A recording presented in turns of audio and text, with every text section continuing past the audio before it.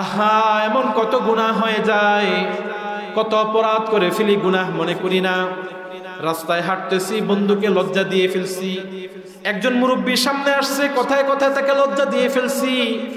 একজন মানুষের সাথে কথা বলতেছি, মজা নেওয়ার জন্য এমন কথা বলেছি, তার দিলের মধ্যে গিয়ে লাগছে, আমি সেটা উপলব্ধি করতে পারি নাই। আল্লাহ পাক রব্বুল আলামিন বলেন, মা ইয়ালফিযু মিন কাওলিন ইল্লা লাদাইহি রাকীবুন আতীদ। এমন প্রত্যেকটা শব্দ লিপিবদ্ধ হয়ে যাবে যা তোমার জবান থেকে উচ্চারিত হবে, আর এই জন্যই সেদিন তুমি বলবে, ইয়া ওয়াইলাতানা মা লিহাযাল কিতাব লা ইউগাদিরু সগীরাতান ওয়ালা কাবীরাতান ইল্লা আহসাহা।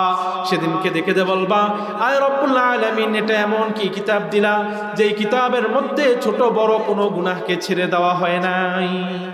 তাহলে গুনাহ ছাড়ার 4টা পদক্ষেপের কয়টা গেল? 3টা। কয়টা গেল?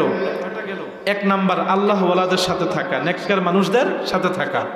2 নাম্বার কি ছিল বলেন তো দেখি? ভুলে গেছেন। 2 নাম্বার বলেছিলাম কি, যে পৃথিবীতে যত বিপদ আসে, আপনার জীবনে যত বালা, কবরের পাশে যাওয়া।